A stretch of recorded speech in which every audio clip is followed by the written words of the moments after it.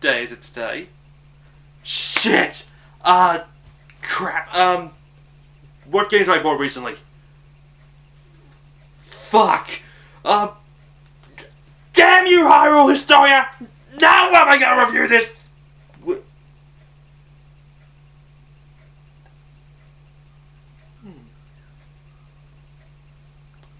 Hello everyone, welcome to Unboxed. This week, we'll be looking at one of the most revealing publications in video game history. The Legend of Zelda, Hyrule Historia.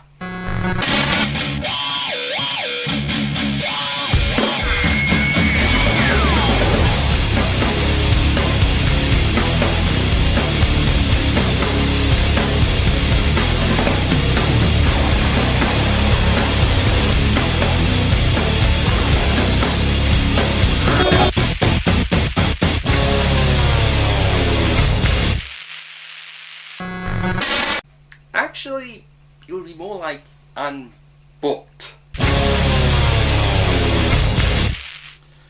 To celebrate the 25th anniversary of Zelda in 2011, Nintendo would release in Japan a book entitled Hyrule Historia. What would be featured would be one of the most comprehensive looks at the series in history, and after begging and pleading and plans for fan translations, it was announced in August 2012 by Dark Horse that Hyrule Historia will be getting an English localization in January 2013. And as of this recording, the book is still on the top 5 best-selling books on Amazon.com. Hyrule Historia was written by Aonuma and Miyamoto and published in the US by Dark Horse. It's available on book and was released in the US on January 29th. The book is separated into 3 parts: The Legend Begins, History of Hyrule, and Creative Footprints. The Legend Begins is actually all about the latest game in the series, Skyward Sword, with a lucrative amount of concept art, including some never-used ideas.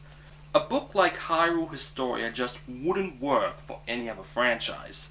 The Zelda series started in a time where developers felt like they had no need or place for a story, particularly with 1980s technology.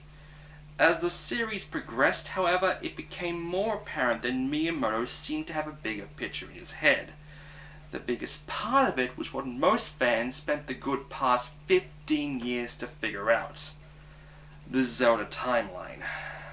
I say most because there were a few fans who didn't pay attention to it, and I have to admit, I was one of them.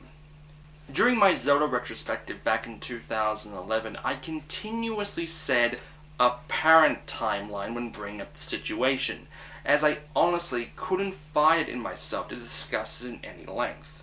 Numerous theories from everyone, including the nerd, game trailers, and that Ocarina hero guy, gave off different answers to the order in which the games were laid out. Any theory was going to be objective, and I felt my speculation was just going to be like throwing firecrackers into a fanboy bonfire. So when the book was released in Japan, everyone was amazed to see that not only was there a timeline in the second section, History of Hyrule, but almost everyone's theory was wrong!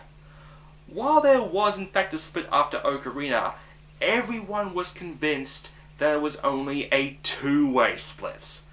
While the adult and child timeline are correct in this one, it's the third one, the hero is defeated, that got a lot of people up in arms. Apparently, if Link dies in Ocarina, it starts a chain spawning the third split, starting with Link to the Past. The book proceeds to document the history of Hyrule from the first game, Skyward Sword, to the last in Spirit Tracks. An obvious reminder that this series isn't going anywhere soon. But it's the third part that's my favourite, the Creative Footprints section, which features concept art from every single game in the series, and revealing some very interesting things. For one, Link's Awakening actually had multiplayer a whole 11 years before Four Swords. I actually like this Tetra better. hey look, it's Sci-Fi Zelda, and oh god, why the hell is that there? Oh god, I'm blind.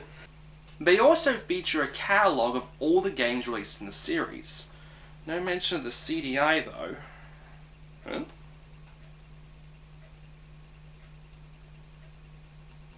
Well, I'll be. And at the end of the book there is a Skyward Sword prequel manga by Akira Hamakara. And like any manga, you have to read backwards from the end. But, like I said before, a book like Hyrule Historia just couldn't work for any other series. No other franchise holds the same amount of magnitude or mystery that Zelda has.